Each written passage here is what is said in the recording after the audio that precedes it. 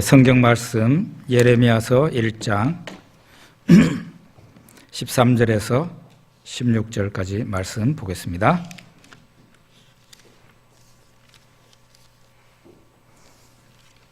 예레미야 1장 13절에서 16절.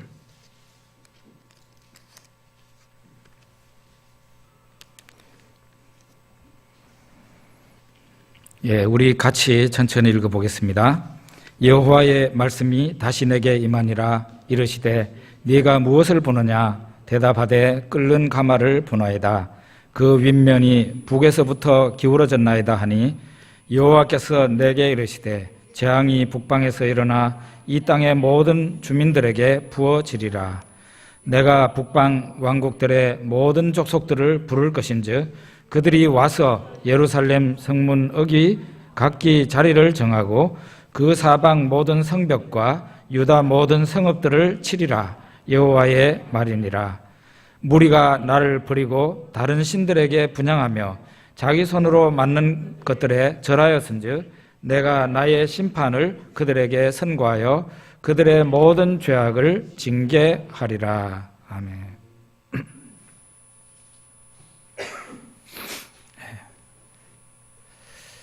제가 한 30분 전까지만 해도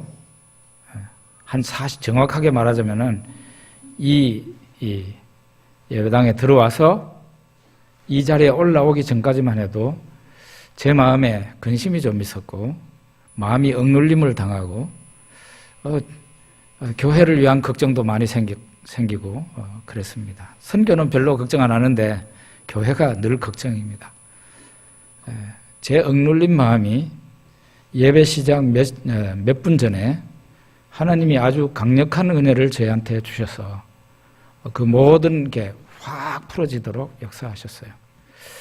아마도 저는 기도하지 않았는데 아마도 누군가 우리 성도님 가운데 예배를 준비하면서 이 목사를 위해서 기도했지 않은가 그런 생각이 들어서 감사를 드립니다.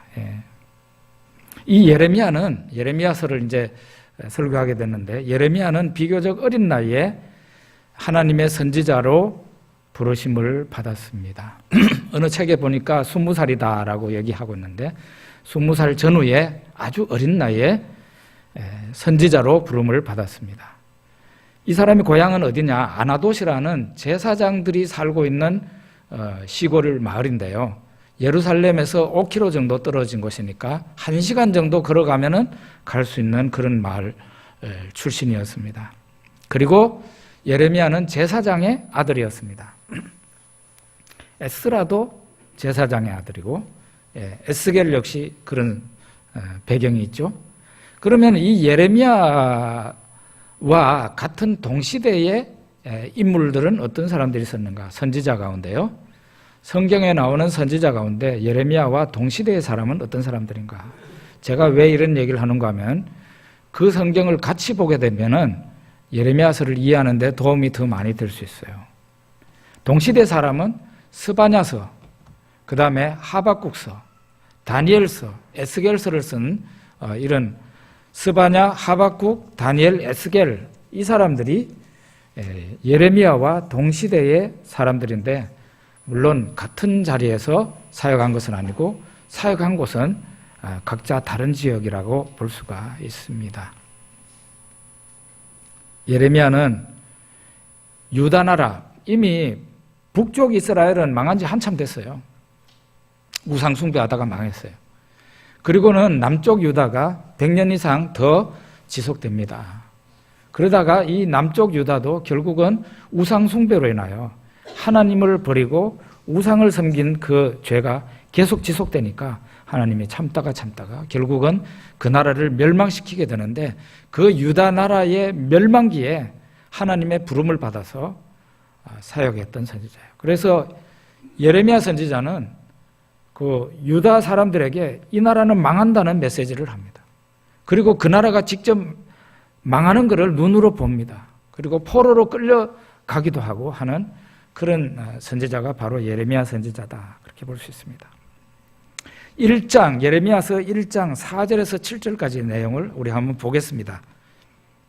같이 읽어보죠.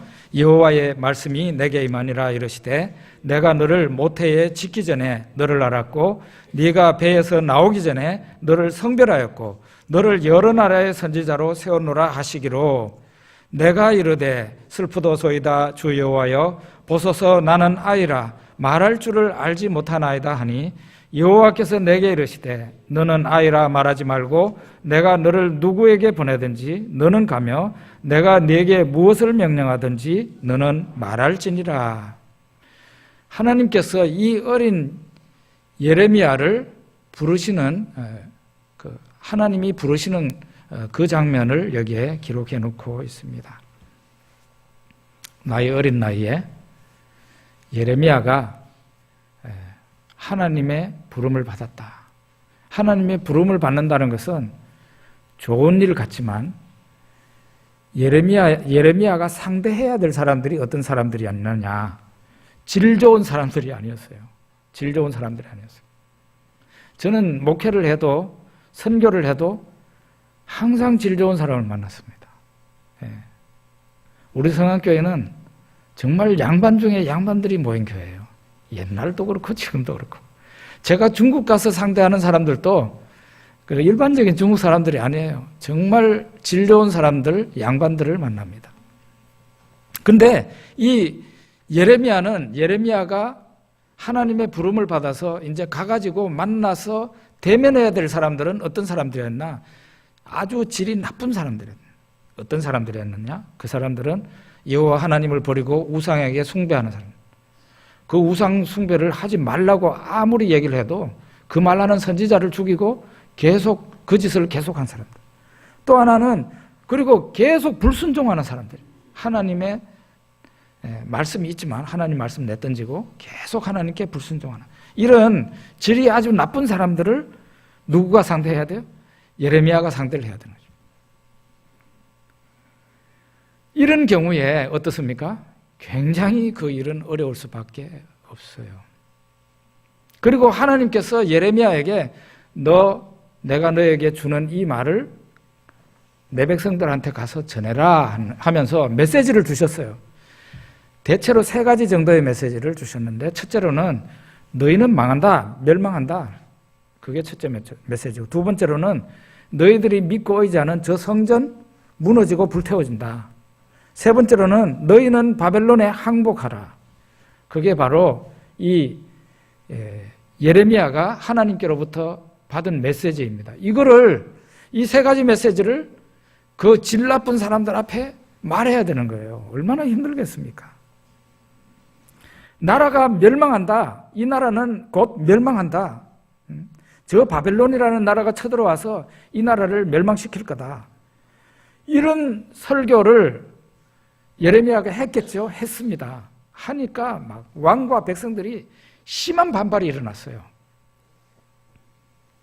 안 그래도 죽을 지경인데, 안 그래도 국가가 위태위태한데 그 위태위태하고 약한 나라에 대해가지고 왕과 백성들에게 이 나라는 망한다고 했으니 예레미야의 그 말을 들은 왕과 백성들이 반응이 어땠겠습니까? 저놈의 새끼 그냥 막 죽여버린다고 막 다 달라들고 막 그랬을 거 아니에요. 그리고 하나님의 성전이 무너지고 불태워질 거다. 이런 말을 하니까 이거는 더더욱 참지 못할 거예요. 그래도 유대인들은 나는 하나님을 믿네 하는 사람들이었거든요. 저거는 우상 숭배를 하면서도 속으로는 우리는 하나님의 백성이고 저 성전은 하나님의 성전, 하나님이 계시는 성전이니까 저 성전이 있는 한 하나님이 우리를 지켜주신다. 그랬는데 성전이 무너지고 불태워진다고 예레미야 선지자를 통해 너희는 이것이 하나님의 성전이라고 하는 말을 믿지 말라고 예레미야가 설교를 하지 않습니까? 그런 말을 했으니까 이거는 신성모독에 가까운 거죠. 신성모독. 예레미야의 설교가 국민을 격려하고 국민에게 용기를 주는 그런 설교가 아니라 국가의 멸망을 예언하니 이는 애국자들이 들을 때에는 정말로 저 예레미야라는 자를 죽이고 싶을 정도로 미웠을 겁니다. 그런 일을 하나님께서 예레미야에게 하라고 그를 부르신 겁니다. 예레미야의 고통이 얼마나 컸겠어요. 그 예레미야는 피하고 싶었겠죠. 그러니까 나는 아이입니다. 나는 말할 줄 모릅니다. 나는 어린 사람입니다. 어린데다가 나는 말도 잘 못합니다. 안 하려고 뒤로 꽁무니를 빼니까 하나님께서 뭐라고 말합니까? 내가 너희 모태에 짓기 전에 너를 택했다 그랬어요. 네가 이 세상에 나오기 전에 너희 어머니의 복중에 있을 때 내가 너를 선택했다 그랬어요. 그러니까 너는 아이를 하지 말라고 그랬어요. 그리고 내가 너에게 무슨 말을 하든지 누구에게 보내든지 너는 가서 그 말을 해라 하고 하나님이 예레미야에게 얘기하셨습니다. 하나님의 명을 받은 사람은 자유가 없습니다. 여러분은 자유가 있다고 생각하십니까? 여러분들에게 교회를 통해서 여러분들에게 직분이 주어졌습니다. 여러분들이 하나님이 내게 이 직분을 주셨다고 믿는다면 여러분들은 그 직분을 잘 하셔야 됩니다. 여러분들이 그 직분을 소홀히 할 수 있는 자유가 없습니다. 누군가는 저에게 그 위험한 중국을 왜 자꾸 다닙니까? 목회만 전념해도 딸릴 텐데. 맞는 말입니다. 그런데 하나님께서 저에게 아무리 위험해도 거기 가서 붙잡히더라도 거기 가라고 그래요. 어떨 때는 마치 계시처럼 저한테 너 이번에 가면 한 3년 동안 중국 공안에 붙잡혀서 감옥살이 해야 될지도 모른다 하는 그런, 그게 하나님의 계시는 아니죠. 그런데 계시처럼 저한테 막 확신이 올 때도 있어요. 출국하는 당일도 없어지지 않아요. 그 마음에 그게. 그리고 저는 어떤 생각이 듭니까? 내가 이번에 가면은 붙잡힌다 하는 생각을 갖습니다. 그래도 교수한테는 말을 못해요. 왜냐하면 제가 그 얘기 했다가는 도망칠 수도 있으니까. 교수가 같이 안 나갈 수도 있으니까. 제가 그 말을 하지 않아요. 참 어찌 보면 야비한 사람인데 저는 그 사람을 끌고 나가야 되는 겁니다. 그럴 때도 어김없이 아침에 짐 싸가지고 집에서 제가 캐리어 끌고 나갑니다. 중국 가는 비행기를 탑니다. 타면서 내가 가면은 붙잡힐 텐데 하는 생각합니다. 그렇지만 하나님께서 저에게 명하신 그 일을 내가 거기에 가서 붙잡히더라도 한국에서 붙잡히는 게 아니라 하나님이 명하신 그곳에 가서 붙잡혀야 된다 하는 생각, 그 생각만 갖고 나갑니다. 이 예레미야의 고통이 얼마나 컸을까요? 첫째로는 심적인 고통입니다. 누구든, 목사인 저도, 목회자들은 특별히 그런데요. 누구든 어떤 사람에게 축복과 평화의 메시지를 전하고 싶을 거 아니에요. 용기를 주고 싶은 그런 메시지. 평화의 메시지. 축복하는 메시지를 누구든지 전하고 싶단 말이에요. 그런데 예레미야에게 하나님이 주신 메시지는 심판의 메시지예요. 가서 좋은 말 할 수가 없는 거죠. 또 하나는 예레미야도 애국자 중에 애국자예요.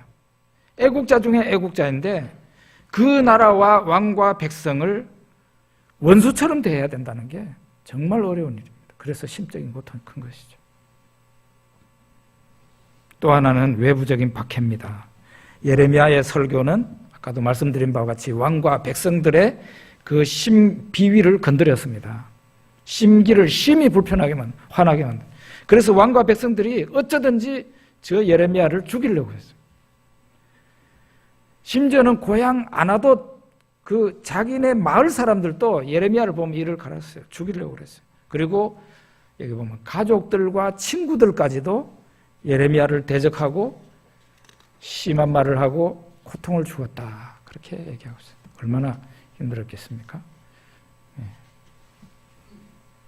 좀 더 구체적으로 들어가서 예레미야가 받아서 백성들에게 전한 심판의 메시지가 어떤 메시지였나 한번 보겠습니다. 예레미야서 2장 10절과 11절 보겠습니다. 같이 읽어보죠. 너희는 기띔 섬들에 건너가 보며 게달에도 사람을 보내 이 같은 일이 있었는지 자세히 살펴보라. 어느 나라가 그들의 신들을 신 아닌 것과 바꾼 일이 있느냐. 그러나 나의 백성은 그의 영광을 무익한 것과 바꾸었도다. 그러나 나의 백성은 그의 영광을 누구겠어요? 백성의 영광은 뭡니까? 하나님이죠. 하나님. 여호와 하나님을 무익한 것과 바꾸. 무익한 것은 뭐예요? 우상이죠. 어느 나라에든지 가가지고 사람을 보내서 알아보라는 거예요. 그 나라가 자기네 신을 버렸는가? 그런 일은 없었다는 거죠. 그런데 이 나의 백성이라는 자들이 그들의 영광을 허무한 것, 무익한 것과 바꾸었다는 거죠. 그러니까 나를 버리고 복도 주지도 못하는 인간이 만들어낸 신 우상에게 우상과 바꾸었다는 거죠. 예. 그 당시에 유대인들이 물을 얻어서 물을 마시는 방법이 세 가지 물이 있었어요. 물 종류가 세 가지가 있었어요. 유대 저쪽 나라에. 첫째로는 생수라는 게 있었습니다. 생수는 샘이나 흘러가는 개울이었습니다. 샘은 이렇게 퐁퐁퐁퐁 솟아오는, 이거는 정말 그 팔레스타인 지역에 지금 유대 나라에서는 굉장히 중요한 물이었습니다. 그리고 이 생수, 샘이나 흘러가는 개울, 요거는 가장 질이 좋은 물이에요. 일급수 물이에요. 아주 좋은 물이에요. 예. 그 다음에 또 어떤 물이 있었는가 하면 우물이 있었어요. 우물은 물은 좋지만 이걸 땅을 깊이 파야 돼요. 우리는 한 10m 정도만 파면은 보통 물이 나오죠. 우리나라는. 근데 이 지방은요, 어마어마하게 깊이 파야 돼요. 그래도 물이 나올까 말까요. 물은 좋지만 땅을 많이 파야 되고 얻기가 힘들었어요. 그리고 이 물은 마르는 일까지 있었어요. 그러니까 우물물은 얻기가 쉽지 않은 거죠. 또 하나의 물이 있었는데 웅덩이의 물이 있었습니다. 웅덩이 물은 빗물, 위에서 쏟아지는 빗물이 이렇게 내리면 그거를 바위를 판다든지 아니면은 이렇게 땅을 파가지고 거기에다가 물을 가두어 놓는 거예요. 물 저장하는 거죠. 그거를 이제 마시기도 했어요. 그런데 이 물은요, 물이 한 개도 맛없는 그런 물이에요. 유다 백성들이 하나님을 버리고 이방신을 찾았습니다. 그들의 모습은 하나님이 보실 때에는 땅에서 솟구쳐 오르는 맛있는 물, 이 샘물 퐁퐁 솟아오르는 이 좋은 샘물을 버리고 웅덩이에 빗물 받아놓은 그 물 마시는 인간들하고 똑같습니다. 아주 미련하기 이를 데 없는 그런 사람들이라는 거예요. 하나님을 경외하고 하나님의 말씀을 따르면 온갖 복을 하나님께서 주실 텐데 그런 복 안 받고 좋으신 하나님을 버리고 이상한 신을, 그 우상을 따라간다는 거예요. 우상을 찾아가가지고 복을 달라고 그런다는 거죠. 이게 바로 샘물을 버리고 저 웅덩이에 있는 빗물을 먹겠다고 하는 미련한 인간들하고 똑같다는 것이죠.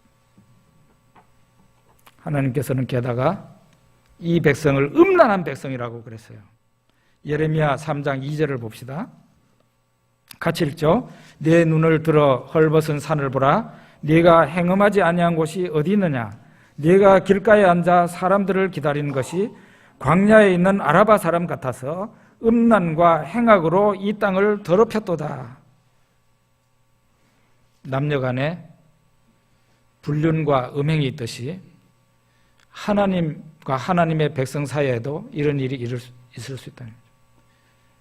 하나님께서 신랑이 되시고 하나님의 백성은 신부가 된다면, 그렇게 비유를 한다면 이 신부된 자가, 하나님의 아내 된 자가 이상한 신을 따라간다? 이거는 음란하는 자들이라는 거죠. 그 남편 대신 하나님을 버리고 다른 신을 따라간다? 이거는 하나님의 질투를 격발시키는 행동이라는 거죠. 이 짓을, 이 영적인 간음을 유대인들은 밥 먹듯이 한 거죠. 하나님께서 선지자를 보내가지고 계속 그러지 말라고, 돌아오라고 그러는데 계속 바람을 내고 돌아다닌 것이죠. 그래서 하나님의 진노가 격발한 것입니다. 그게 바로 멸망이었습니다.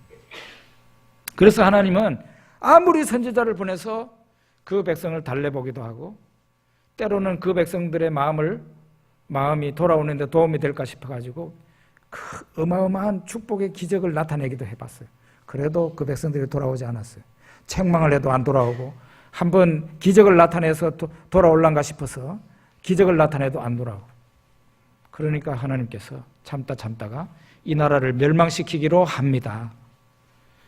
그러면서 예레미야에게 이제는 가서 멸망한다는 메시지를 전하라는 겁니다. 그러면서 이 예레미야에게 너는 백성들이 보는 앞에서 3가지 행동을 해라. 예레미야가 하나님이 명하셔서 행하는 3가지 행동은 이상한 행동이었어요. 첫째로는 너는 결혼하지 말라 하는 것이었어요. 결혼할 때가 됐는데 예레미야가 20살쯤 됐다면 이제 결혼할 때가 된 것이죠. 옛날로 볼 때. 그런데 하나님께서 예레미야에게 너는 결혼하지 마 하고 명령을 하십니다.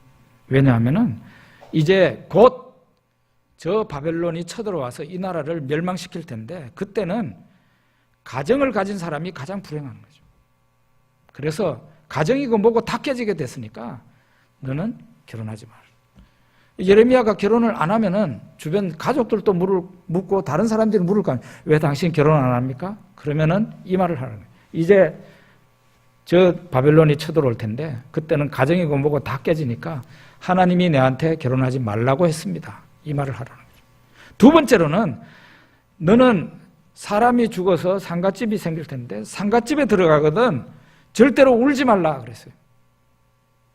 옛날이나 뭐 요즘은 좀 많이 달라졌습니다만은 상갓집에 들어가면은 울어야죠. 우는 척이라도 해야 되죠. 그런데 하나님께서 이 예레미야에게 너는 상갓집에 들어가거든 절대로 울지 말라 그랬어요. 그것도 이상한 행동 아니에요? 사람들이 물을 거란 말이에요. 당신은 왜 상갓집에 와서 울지를 않습니까? 라고 물으면 하나님께서 말씀하셨습니다. 바벨론이 쳐들어와서 이 나라가 멸망할 때에 재앙이 닥칠 텐데 사람이 너무너무 많이 죽어서 울어줄 사람이 없다는 거예요. 그걸 하나님이 말하라고 했습니다. 이게 선지자가 하는 이상한 행동이 다 메시지가 된 거죠. 또 하나는 세 번째는 잔치집에 들어가지 마라. 너는 잔치집에 들어가지 마라. 이제 곧 백성들의 얼굴에서 웃음과 기쁨이 완전히 사라질 것이다.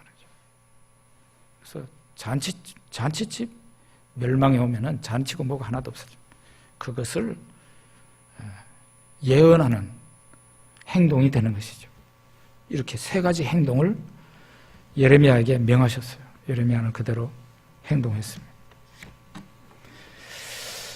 우리가 이스라엘 선지자를 생각하면은 이 사람들이 이스라엘과 유다에만 보내심을 받았는가? 그게 아닙니다. 구약 선지서를 쭉 읽어보면은 열국의 선지자예요. 그 말은 하나님께서 택한 백성에게만 보낸 게 아니라 전 세계에 있는 나라들에게 보냈습니다. 그래서 유다와 예루살렘에만 전하는 말씀이 있었는 게 아니라 그 다음에는 막 바벨론부터 해가지고 많은 나라에 하나님이 선지자를 통해서 말씀하시는 게 예레미야서에 쭉 나와요. 그 대표적으로 한 나라를 얘기하자면 바벨론인데요. 바벨론 너희들 망하게 된다 하는 것을 얘기를 합니다. 46절 6장 이하에 50장에 보면 나오는데 우리 한번 읽어봅시다. 50장 23절 24절 같이 읽어보죠. 온 세계의 망치가 어찌 그리 꺾여 부서졌는고 바벨론이 어찌 그리 나라들 가운데 황무지가 되었는고 바벨론아 내가 너를 잡으려고 올무를 놓았더니 네가 깨닫지 못하여 걸렀고 네가 여호와와 싸웠으므로 발각되어 잡혔도다. 지금 바벨론은요 멸망을 얘기할 때가 아니에요. 예레미야가 이 메시지를 받았을 때 바벨론은 금방 저 아수르라는 대제국을 멸망시키고 막 어마어마하게 이제 커가고 있는 신흥 제국입니다. 그런데 이 신흥 제국이 멸망하게 된다는 것을 예레미야 선지자가 하나님의 말씀을 받아서 예언을 한 겁니다. 하나님께서 이 바벨론을 망치로 사용하셨다는 거죠. 그래서 이 망치가 막 가가지고 어디든지 막 두드려 부수는 거예요. 이 망치가 하나님의 택한 백성이라는 이 유대인들까지도 유다 나라도 막 두드려 부쉈어요. 그래서 멸망을 시켰어요. 그런데 하나님이 사용하신 이 망치가 어떻게 됐어요? 교만했다는 거죠. 그래서 이 교만한 이 망치를 하나님께서 잡으시려고 올무를 놓았는데, 이 올무를 하나님이 놓으신 이 올무를 바벨론이 알지 못하고 턱 걸려들었다는 거예요. 멸망하게 된다는 것을 얘기하고 있습니다. 이와 같이 예레미야서를 보게 되면 주된 관점은 바로 그 하나님의 택한 백성이라는 유대인들이에요. 그 나라의 멸망과 그 나라에 철저한 하나님의 심판이 임한다는 것을 얘기를 하지만, 그것만 있는 게 아니라 열국도 하나님께서 심판의 대상 가운데 넣고 있다는 것을 얘기하고 있습니다. 이 어두운 분위기죠. 이런 분위기로만 있는 게 아니고 멸망을 예언했지만 하나님께서 마지막에 이 간간히 위로의 말씀을 보내시는데요. 지금 현재에 임할 것이 아니라 나중에 하나님의 은혜와 위로가 임하게 된다는 것을 얘기를 합니다. 예루살렘이 회복될 것이다. 너희들이 포로로 지금 끌려가게 되지만 반드시 70년 후에는 이 땅으로 돌아올 것이다. 예언을 합니다. 예레미야 29장 10절에 봅시다. 같이 읽어보죠. 갈대아가 약탈을 당할 것이라. 그를 약탈하는 자마다 만족하리라. 여호와의 말씀이니라. 이런 말씀이 있고요. 여호와께서 이와 같이 말씀하시니라. 바벨론에서 70년이 차면 내가 너희를 돌보고 나의 선한 말을 너희에게 성취하여 너희를 이곳으로 돌아오게 하리라. 하나님이 너희들 70년이 차면 너희가 다시 이곳으로 돌아오게 하겠다. 정확하게 이 예언이 맞아떨어져요. 성전이 불타고 만 70년이 되었을 때 고레스 왕의 칙령이 내려지고요. 총독 스룹바벨과 대제사장 여호수아가 백성을 끌고 오는데 딱 정확하게 70년 만에 그 백성이 돌아오게 됩니다. 창세기 1장에 보면 태초에 아무것도 없는 상태에서, 무의 상태에서 하나님의 말씀이 있었습니다. 빛이 있어라. 물과 물 사이에 큰 공간이 생겨라. 그리고 물이 한 곳으로 모여라. 하늘에 해와 달과 별이 생겨라. 낮과 밤을 주관하여라. 하나님이 말씀하니까 그게 턱 생기게 됐어요. 하나님의 말씀이 먼저 있었고 아무것도 없는 상태에서 그게 생겼어요. 하나님의 말씀이 선포되니 만물이 생겼다 이 말이에요. 멸망당하는 백성들에게 하나님의 말씀이 있었습니다. 선지자를 통해서 하나님 말씀이 있었습니다. 70년 후 너희는 다시 돌아온다. 그거를 현실로 믿을 사람이 누구 있겠어요? 다 마치 그거 맞아요. 십자가에 달려서 지금 신음하고 있는 그 예수님을 바라보면 3일 후에 다시 살아날 분으로 보이지 않잖아요. 죽는 모습이 너무 처참하니까 3년 동안 따라다니면서 예수님의 말씀을 들은 제자들 가운데 그 어떤 사람도 예수님의 부활을 믿는 사람이 없었어요. 여러분과 제가 예수님 십자가도 안 보고 부활도 안 보고 예수님의 십자가 부활을 믿는다는 게 대단하지 않습니까? 그래서 대단한 사람들이에요. 대단한 성령으로 말미암아 이루어진 일입니다. 지금 포로로 끌려가는 사람들한테 하나님이 선지자를 통해서 말했어요. 70년 후에 다시 돌아온다. 그랬더니 페르시아 왕, 그때는 이제 바벨론은 망하고 페르시아가 섰는데 페르시아 왕 고레스라는 그 사람은 하나님을 믿는 사람 아니죠. 그 고레스가 칙령을 내리는데 너희 유대인들은 돌아가서 성전을 지어라. 너희 신 여호와 하나님을, 하늘의 신 여호와를 위해서 성전을 지어라.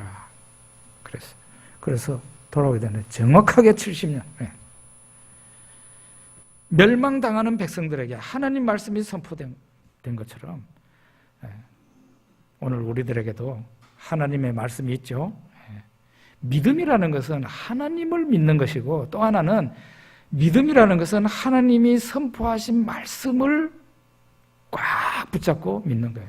상황이 아무리 달라지고 상황이 아무리 나한테서 불리하게 돌아간다 할지라도 하나님이 선포하신 그 말씀을 꽉 부여잡는 것, 그게 바로 믿음이죠. 지금 현재 여러분과 저에게 가장 위로가 되고 가장 힘이 되는 말씀이 성경 구절 가운데 뭡니까? 예? 바로 이 말씀. 예. 같이 읽어볼까요? 너는 내게 부르짖으라. 내가 네게 응답하겠고 네가 알지 못하는 크고 비밀한 일을 네게 보이리라. 어휴, 저 말씀을 읽으면 가슴이 두근거리지 않습니까? 내 상황은 굉장히 암담해요. 예? 아무도 나를 도와주는 사람이 없어. 내 환경이 점점 부정적으로 돌아가. 그런데 하나님의 말씀은 어떻다? 살아있다는 거죠. 저 말씀을 붙잡고 하나님을 믿고 저 말씀을 붙잡고 나아가면 승리하게 하시죠. 예레미야가 이 말씀을 언제 받았는지 아십니까? 사람들에게 박해를 받아서 웅덩이에 갇혀 있을 때, 예레미야가 지금 살아서 오늘을 넘길 수 있을까 할 정도로 그런 암담한 시기, 하나님이 그에게 주신 메시지는 유다 나라는 망한다는 그런 시기에 하나님께서 이 말씀을 주신 거예요. 국가의 멸망기, 예루살렘, 이 예레미야가 그야말로 오늘 죽을지 내일 죽을지 알 수 없는 그런 상황에서 이 말씀을 하나님께서 하신 거예요. 너는 내게 부르짖으라. 내가 네게 응답하겠고 네가 알지 못하는 크고 비밀한 일, 크고 은밀한 일을 네게 보이리라 그랬어요. 그리고 예레미야서에 정말 빠뜨려서는 안 되는 말씀이 하나 있는데, 예레미야서 31장 31절, 33절, 34절입니다. 우리 같이 읽어보죠. 같이 읽어보겠습니다. 여호와의 말씀이니라. 보라, 날이 이르리니 내가 이스라엘 집과 유다 집에 새 언약을 맺으리라. 그러나 그날 후에 내가 이스라엘 집과 맺을 언약은 이러하니 곧 내가 나의 법을 그들의 속에 두며 그들의 마음에 기록하여 나는 그들의 하나님이 되고 그들은 내 백성이 될 것이라. 여호와의 말씀이니라. 그들이 다시는 자기 이웃과 형제를 가르쳐 이르기를 너는 여호와를 알라 하지 아니하리니 이는 작은 자로부터 큰 자까지 다 나를 알기 때문이라. 내가 그들의 악행을 사하고 다시는 그 죄를 기억하지 아니하리라. 여호와의 말씀이니라. 날이 이른다 그랬어요. 보라, 날이 이르리니, 날이 온다 그랬어요. 어떤 날이냐? 새 언약의 날이에요. 하나님이 지금 현재 맺고 있는 그 옛날 언약이 아니라 새로운 언약을 맺을 날이 오는데 그 날이 온다. 그 날에는 하나님께서 그 백성의 죄를 사하시고 그 백성의 마음속에 하나님의 말씀을 기록한다 그랬어요.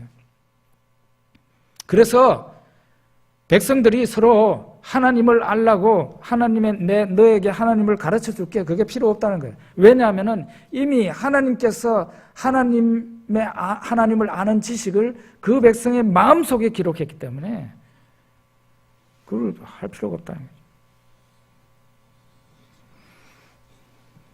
요한일서 2장 17절 봅시다. 이 말씀이 성취가 된 겁니다. 같이 읽어봅시다. 이 세상도 그 정욕도 지나가되 오직 하나님의 뜻을 행하는 자는 영원히 거하느니라.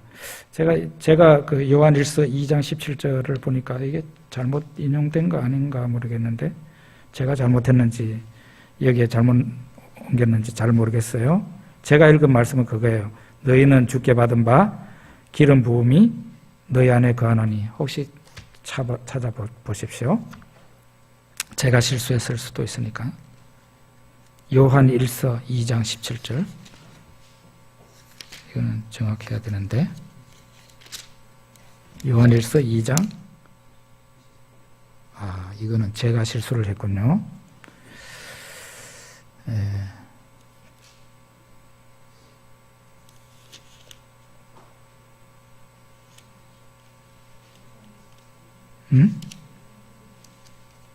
2장 27. 27. 예, 그렇습니다. 2장 27절. 여러분, 그 성경을 펴서 한번 같이 읽어봅시다. 너희는 주께 받은 바 기름 부음이 너희 안에 거하나니 아무도 너희를 가르칠 필요가 없고 오직 그의 기름 부음이 모든 것을 너희에게 가르치며 또 참되고 거짓이 없으니 너희를 가르치신 그대로 주 안에 거하라. 이게 이루어진 거예요. 응? 너희는 너희 안에 하나님의 기름 부으심이 이미 있다는 거예요. 그래서 아무도 너희를 가르칠 필요가 없다 이렇게 얘기하고, 이게 언제 나왔는가 하면은 적그리스도를 얘기하면서 이 얘기가 나왔어요.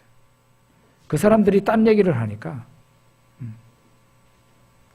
오직 그의 기름 부음이, 이거는 성령의 은혜를 이런 식으로 표현한 거예요. 너희 안에 하나님의 성령이 계시고 하나님의 성령이 너희에게 모든 것을 가르친다는 거죠. 그래서 너희들이 그 안에 거하면 된다.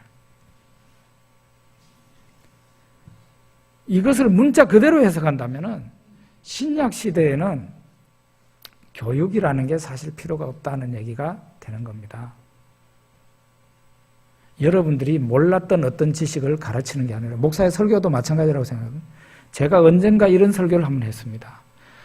여러분들이 설교를 들으면은 어떤 생각이 드십니까? 완전히 생소한 내용을 듣습니까? 어쩌면 그런 부분은 지엽적인 거예요. 아주 주변의 얘기예요. 진짜 중요한 것은 여러분들이 이미 다 알고 있습니다. 여러분들이 목사의 설교를 들으면서 목사님이 내가 다 알고 있는 것을 얘기하네? 그런 느낌을 가질 수밖에 없다는 거죠. 저는 그랬어요. 제가 초신자 시절부터 목사님의 설교는 내가 성경을 보고 생각했던 그대로 설교하시더라고. 내 생각이 목사님 생각하고 거의 같이 가더라는 거죠. 내가 완전 초신자인데도. 여러분들에게도 그런 것이 있으리라고 믿습니다. 그럼 목사의 설교는 왜 필요한 겁니까? 여러분 안에 하나님께서 성령으로 말미암아 이미 하나님을 아는 지식, 하나님에 관한 지식을 여러분 안에 하나님께서 심어 놓으셨어요. 목사는 무엇을 하느냐? 여러분 안에 심겨진 그 하나님의 진리를 여러분들이 스스로 깨닫도록, 여러분 안에 하나님이 이미 주신 그 지식을 여러분 스스로 확인하게끔 설교를 하는 것이에요. 믿습니까? 예, 그래요. 여러분이 성령을 받았다면, 여러분이 진정 예수를 믿는다면 성령을 받은 자입니다. 성령께서 여러분 안에 이미 하나님을 아는 지식을 다 심어 놓으셨어요. 목사는 여러분들이 이미 가진 그 성경을, 하나님 말씀을 재확인시켜주는 그런 것이 목사의 설교일 뿐이다 라고 얘기하는 거죠. 구약시대에는 차를 몰고 이렇게 어디를 간다고 생각해 봅시다. 여기에서 서울을 간다, 어디를 생각해 봅시다. 그러면은 구약시대에는 지도책을 산다든지 지도를 이렇게 뽑아가지고 그 지도를 들여다보면서 여기에서 저 경산 휴게소 좀 가가지고 또 지도를 보고, 추풍령 휴게소 가가지고 또 지도를 보고, 그리고 이제 얼마 남았네? 그리고 마지막에 서울 이제 톨게이트 지나가면서 이제 거기에서 또 가기 전에 지도를 한 번 더 보고 어디를 가요. 이게 구약시대의 신앙이라면은 신약시대의 신앙은 내비게이션을 의존하는 것하고 똑같아요. 여러분이나 제 차에는 내비게이션이 다 있습니다. 가려고 하는 목적지를 타고는 시작하면은 좌로 트시오, 우로 트시오, 직진하시오. 그대로 들리는 대로 운전대를 돌리면 되는 것이에요. 이게 바로 신약시대예요. 이미 하나님을 아는 지식을 하나님께서 여러분과 저에게 성령으로 말미암아 심어 놓으셨다는 거예요. 이게 바로 어디에 예언이 되어 있느냐? 예레미야의 예언이 됐어요. 그 불쌍한 민족에게, 하나님을 불순종하다가 멸망당하는 그 민족에게 성전까지 다 불타고 사람들이 홀딱 뺏겨져서 그냥 새끼로 쭝쭝쭝쭝 따가지고 마치 생선을 따듯이 그렇게 해가지고 끌려가고 있는 그 백성들에게 신약 시대에 올 영광스러운 미래를 예언하고 있는 것입니다. 이렇게 보면 여러분이나 저는, 여러분이나 제가 착해서 신앙생활 잘하는 게 아니라 하나님이 은혜를 주셔서, 하나님이 성령으로 은혜를 주셔서 여러분과 제가 깨닫게 되었고 예수를 믿게 되었고 죄 용서함을 받게 되었고 이렇게 영광스러운 자리에 앉아서 신앙생활을 하고 있는 것입니다. 여러분이나 제가 힘을 냈으면 좋겠어요. 이 말씀 다시 한번 읽어볼까요? 너는 내게 부르짖으라. 내가 네게 응답하겠고 네가 알지 못하는 크고 비밀한 일을 네게 보이리라. 기도하겠습니다.